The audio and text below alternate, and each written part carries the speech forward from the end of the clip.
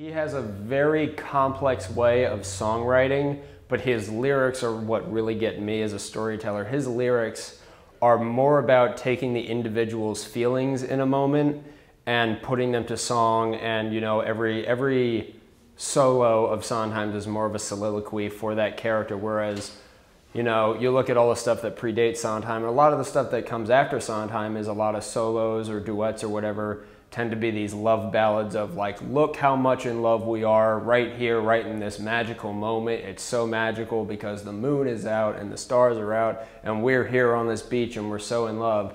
And there's a lot of songs like that, or like if you look at South Pacific, there's a 6-minute dance number of about, I'm over him, I'm over this man, I'm gonna wash him right out of my hair. And that's all she says for 6 whole minutes with a dance break in between. And Sondheim is just more about the complexities of the mind and the heart and when they tug in 2 different directions. He's very, very good at capturing the vulnerability of his characters. He only writes for the kinds of actors and singers who can really handle his things, because you'll have, as we're learning in rehearsals right now, you will have 7 different characters singing 7 different lyrics in 7 different rhythms, and everyone's got to be in their own little world but connecting to make this one big, beautiful, melodic piece. Yeah.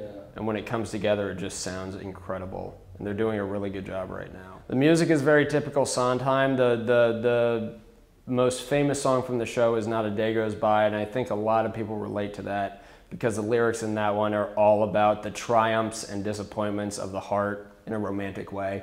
It is sung twice by the same character, once when she is on the brink of divorce with her husband and their marriage has completely fallen apart, and then it's sung again when because the show goes backwards, and it's sung again on their wedding day, and it's about all the hope she has for the 2 of them and how in love she is with them and how well they connect to each other.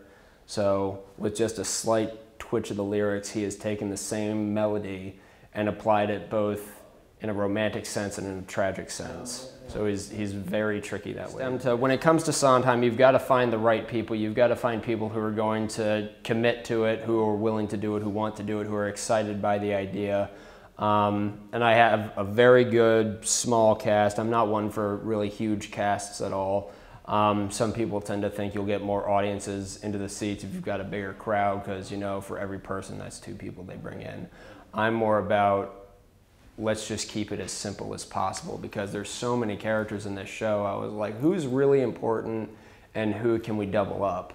So if you have a core of your strong, dedicated actors who, you know, want to be there, and this is more than just, you know, a summertime hobby for them, then you have the potential to really have something, you know, a cut above the rest. You have a really unique performance and a really unique experience for the audience. And then beyond finding the right actors, you've got to find the right crew. You've got to find a stage manager who's excited by the piece, which I very fortunately have. You have to have a competent and excited music director, and I've got probably the best one in Talley County. She's an amazing pianist, and she's also a huge Sondheim fanatic. So when you got a bunch of people doing Sondheim who love Sondheim, who know that he's the hardest guy to play and to sing and to teach, he's the hardest composer out there, and when you got people who understand that and still want to do it, then you're ready to move forward. If you try and think of it as a chronological order kind of thing, then you're going to be so lost. I think my father and I saw this show back in 2012, and he was like, I didn't understand what was going on. I was like, you got it, it was going backwards, right? And he was like, oh.